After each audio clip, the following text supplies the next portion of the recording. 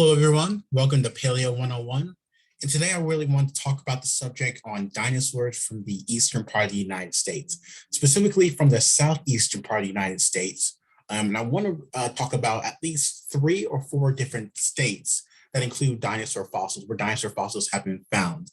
And that's going to be Georgia, North Carolina, Alabama, and Mississippi. So those are the 4 states I really want to focus on in regards to some of the dinosaur fossils that have been discovered in the eastern part of the United States, specifically in the southeastern part of the United States. So if you go back around 76 to 75 million years ago, this is what North America would have looked like over 75 million years ago during the later part of the Cretaceous. And North America was split by a large inland sea known as the Western Interior Seaway. And this is why I like to call the seaway from hell, because a lot of the creatures like the mosasaurs, plesiosaurs, and large bony fish would have lived in between that sea, from western part of North America, which we call Laramidia, and then eastern part of North America, which we called Appalachia. And so the fossils are very different in preservation. And the fossils are very well known in Western North America as being very, very well preserved, because you have a lot of terrestrial sediment being deposited and the coastlines being deposited with a lot of sediment that actually does preserve dinosaur fossils very well. Now in Eastern North America, it's a little bit different. The fossils that are found in Eastern North America are very fragmentary and are very poorly preserved. So the sedimentology here sucks, man. But we have a lot of great fossils that are actually very different from the dinosaurs that are found from Laramidia, from the western part of North America, if not the world. And you'll see that the dinosaurs that are found in Eastern North America look very similar, if not have the same taxon throughout the eastern part of the United States. So all the dinosaurs that are found in Eastern North America are boat and float carcasses. Now, what does that mean? So the dinosaur fossils are actually found along the coastline. So when these animals died, their carcasses floated out to sea. And as a carcass floats, the reason why it's floating is because of the gas that's inside of the stomach. It's able to float. So when an animal dies, there is gas that is inside of the stomach, in which it looks like it's bloated. It kind of looks like a balloon, if you will. And that's why these animals are able to float out to sea. And fish and carp and other sharks and things like that feed on the skeleton. And what's left of the skeleton is preserved as fossils that get sank down to the bottom of the sea and being preserved that way. So a lot of the dinosaurs, if not most of the dinosaurs that are found, are from marine sediments from Eastern North America, from the eastern part of the United States, and their disarticulated remains as fossils.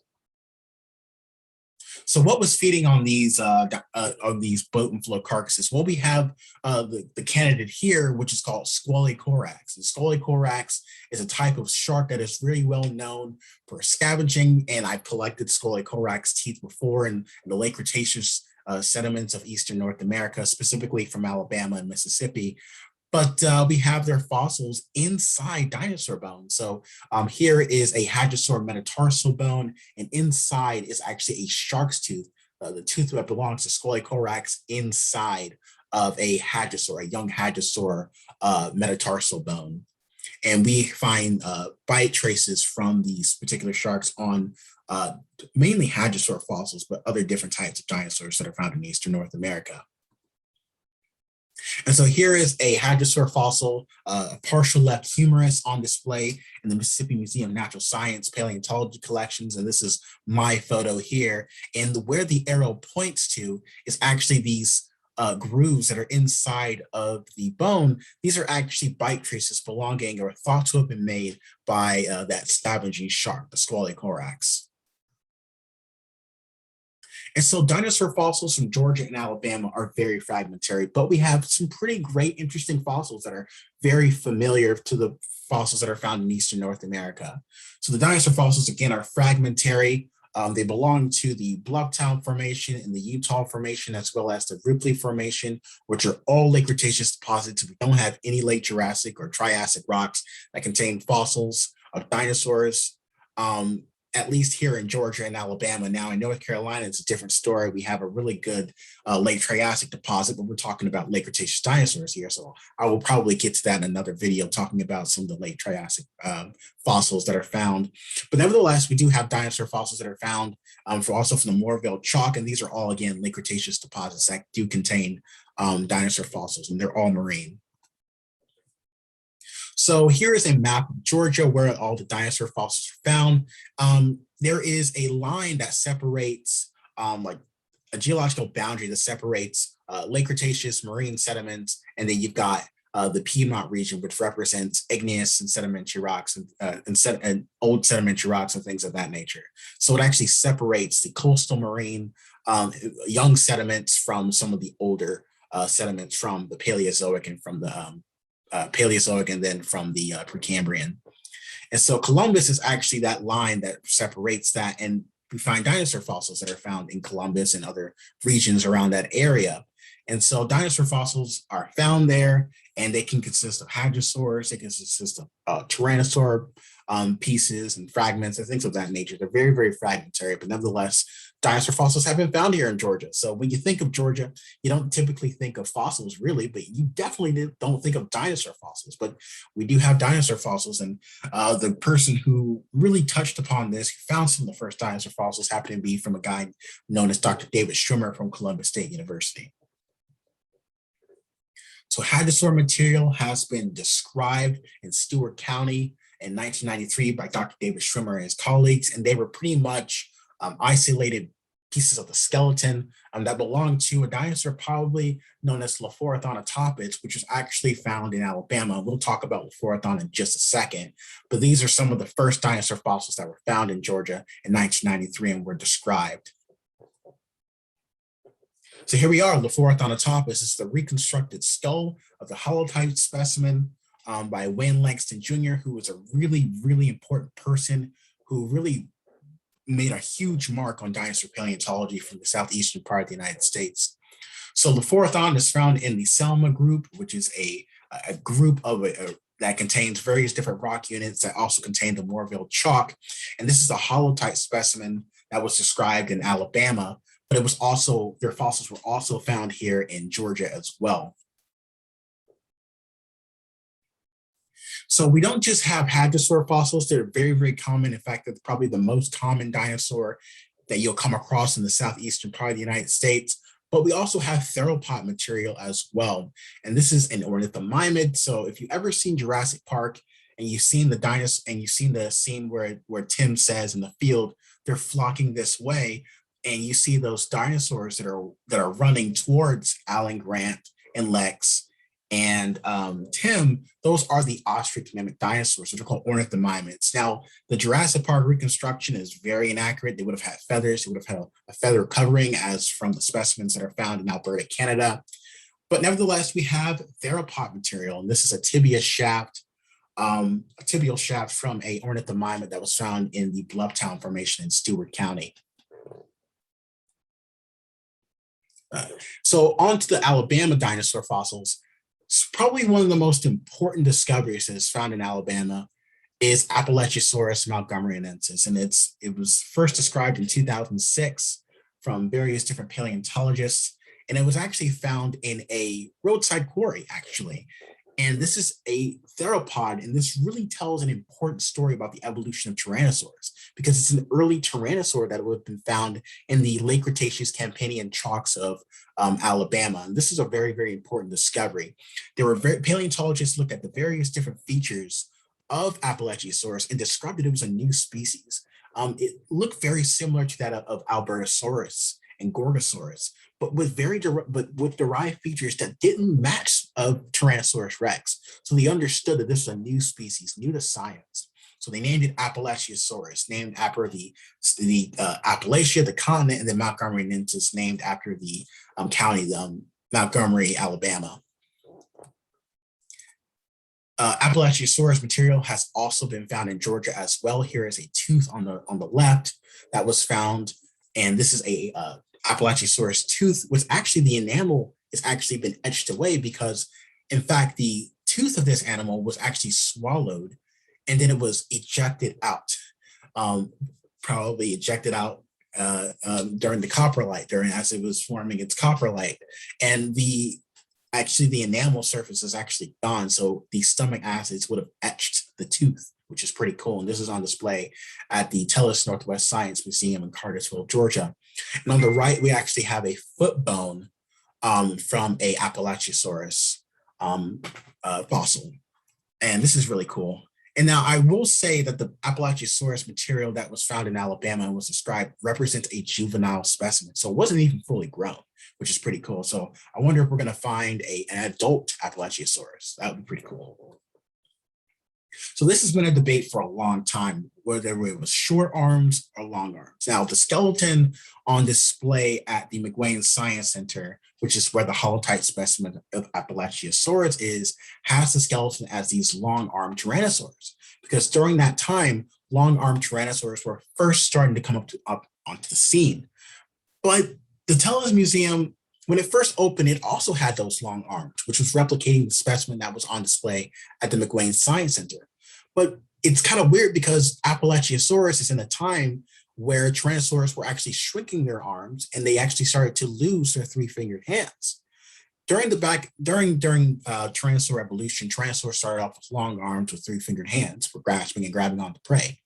But as tyrannosaurs started to grow, as their skulls started to grow, their skulls pretty much became the mechanism of collecting prey. They didn't need their arms anymore, so they reduced their arms, and they reduced the number of their digits on their hands because of this skull. It had all the sharp teeth, and it was primarily used for catching on the prey. So it didn't need those grasping hands anymore. So Appalachiosaurus, in the time where tyrannosaurs would have eventually their arms would have shrank, and they actually would have had much larger skulls.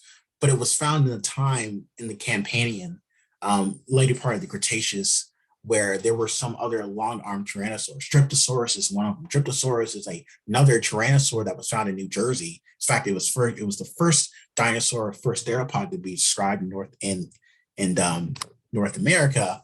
And it was also a tyrannosauroid, these early tyrannosaurs, but also had these weird-looking arms that didn't match a Tyrannosaurus rex. And again, Streptosaurus has lived much later in the Cretaceous than Appalachiosaurus. So whether it's a long-armed tyrannosaur or a short-armed tyrannosaur, it's very complicated to answer the question. And it's also because we don't have arms of this animal. So arms weren't first found. So they really tried to figure out what was the correct way in which these arms were in the correct position.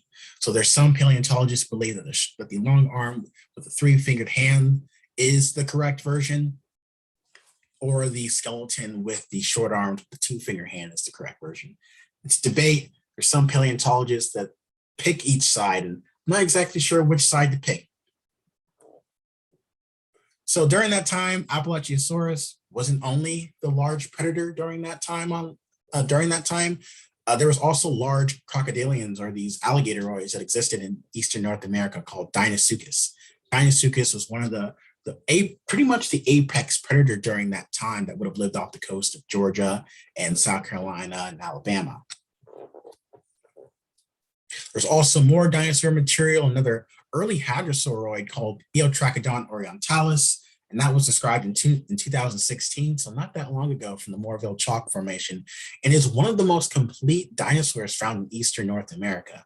It's a really important discovery because it's a very primitive hadrosaur that really tells us about the evolution of hadrosaurs as a whole. So this really fits into the evolution of early hadrosaurs and what eventually would have became Edmontosaurus or Parasaurolophus.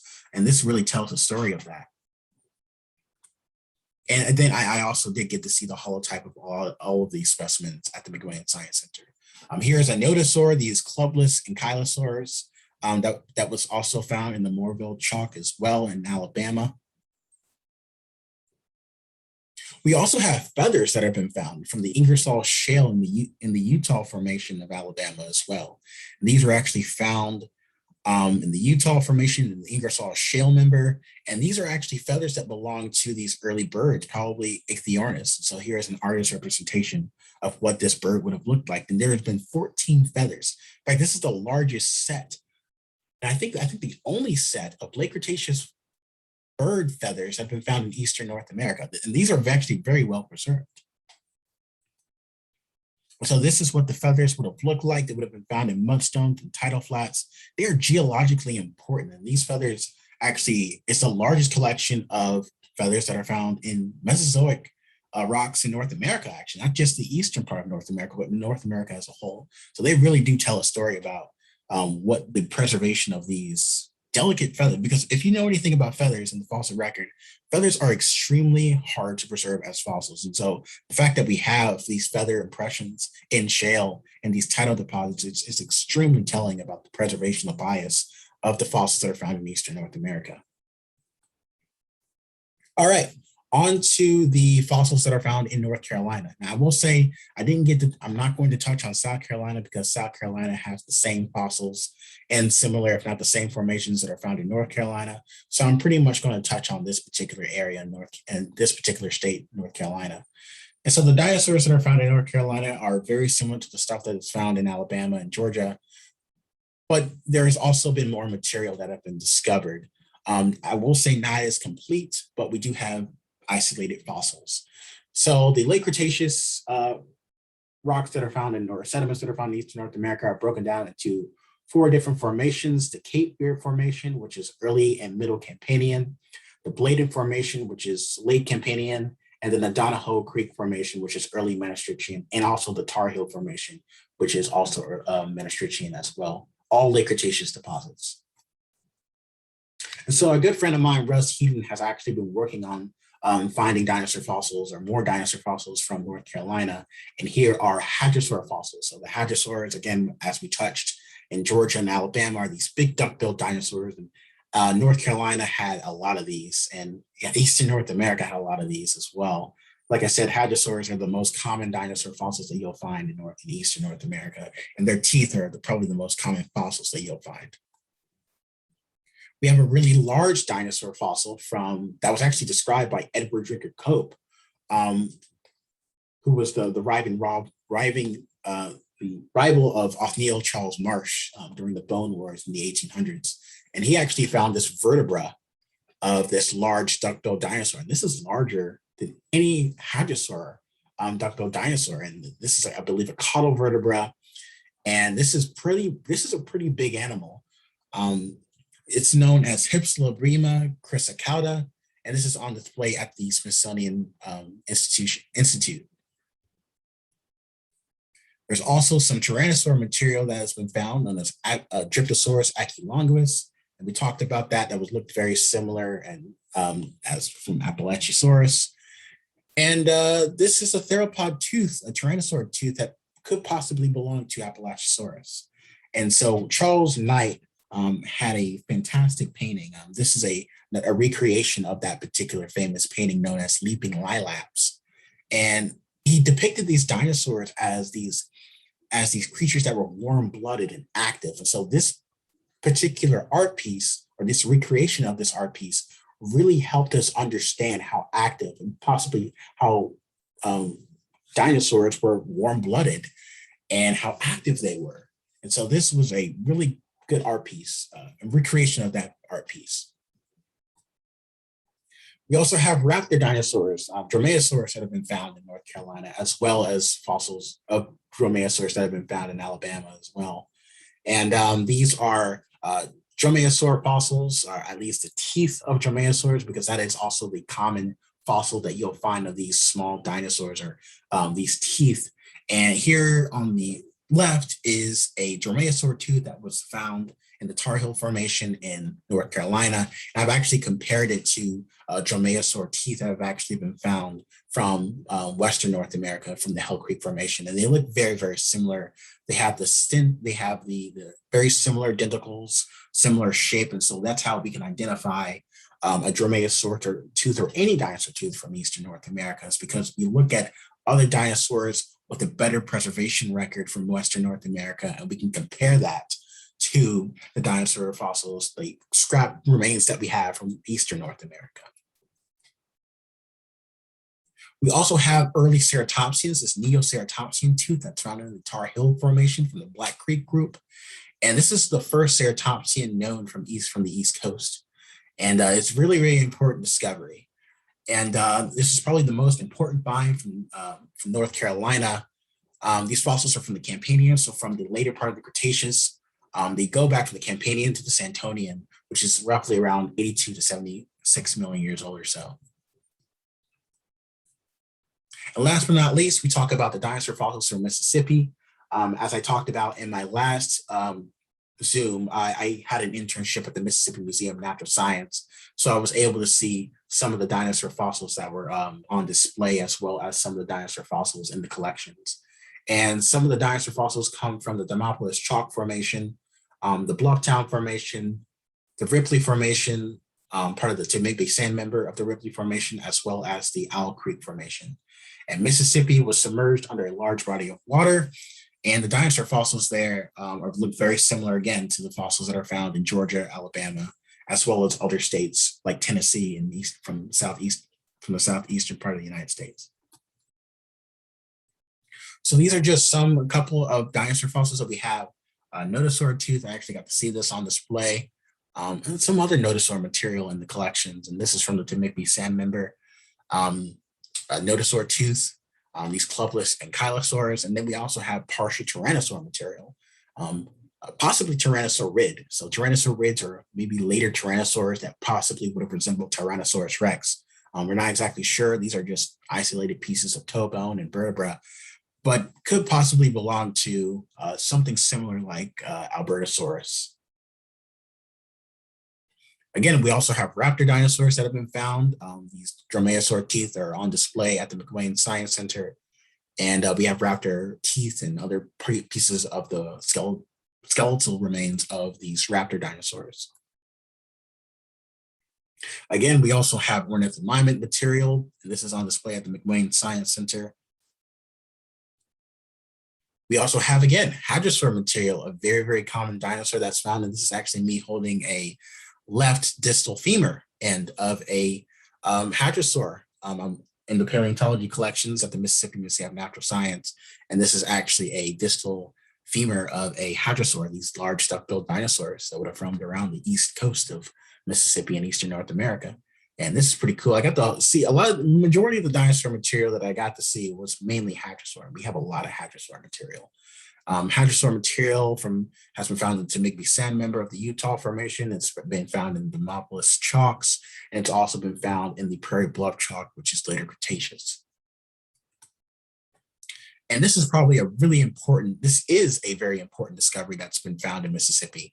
Back in 2016, a ceratopsian tooth was found in Mississippi from the Owl Creek Formation, and it's the first Chasmosaurian dinosaur from the southeastern United States. Now, what does Chasmosaurian mean? Chasmosaurids or Chasmosaurines are the largest group of ceratopsian dinosaurs that contain Triceratops. So Triceratops is considered to be a Chasmosaurine that's found in the later Cretaceous. And I actually got to hold the tooth of this ceratopsian. It was such an awe moment. I loved it. I got a cast of here on the far right. I got a cast from it of the tooth from Dr. Andrew Farkey, who's in California. And he gave that to me for my high school graduation. And now I've gotten to hold the original tooth. Again, it's such an awe moment. And in the middle is me holding a ceratopsian tooth, and I'm comparing the ceratopsian jaw, at least the cast of the jaw from Western North America, and comparing the tooth structure because they look very, very similar. But that's how, again, paleontologists figured out it was a ceratopsian because the tooth structure is very similar to the ceratopsians that are found in Western North America. And this is a very important discovery, and it's one of the favorite fossils that I actually got to hold during my internship. So how did something like Triceratops make it over to places like Mississippi? Well, we think there was a land bridge. So land bridges played a very, very important part for the colonization of animals, including us humans. So the reason why we think this Chasmosaurian tooth was found in eastern North America, that is probably because of land bridge. So during the late Cretaceous, we talked about how the Western North, or how North America was cut by an inland sea called the Western Interior Seaway. Now that seaway started to close up during the end of the Cretaceous period, around 70 to about 66 million years ago, right at the end of the Cretaceous. And so we think that because that seaway was closed off, the ceratopsians were actually able to cross that land bridge. And that's probably why we find these ceratopsian dinosaurs, these chasmosaurian dinosaurs that are very familiar in Western North America that are found in Eastern North America as well. Now, we only have the isolated tooth. Hopefully we'll find maybe some other skeletal remains that suggest that maybe Triceratops up here, but we don't know. We just have a tooth, a single tooth, that this is probably the likely candidate or likely explanation on how we have a dinosaur that's mainly found in the western portion of North America, how that became a find from the eastern part of North America. So really cool, really important. And I was happy to hold the tooth of this pretty cool find. So the dinosaurs in North America are very similar, or I'm sorry, the dinosaurs from Eastern North America are very similar to each other. So you'll see from this map from 2015, the various different dinosaurs that are found within the eastern part of North America. From Georgia, you got Mississippi, you got North Carolina, South Carolina, you've got New Jersey, and you've also got places that are around in Tennessee. All of these dinosaurs look very, very similar to each other because of the isolation now. Because of isolation, you have very different dinosaurs that are found on the eastern North America from Western North America. So this is actually a good indication of very similar dinosaur taxons that are found within this band here of late Cretaceous sediments that are found in Eastern North America. And again, these are very important discoveries. There have been more discoveries that have been found from the Appalachian continent. And there's been more research that have been done and more fossils that are being described. And I'm happy to talk about this with y'all. And it's a really important discovery. And I hope that you've been able to have some appreciation for the dinosaurs that are found in Appalachia. Thank you.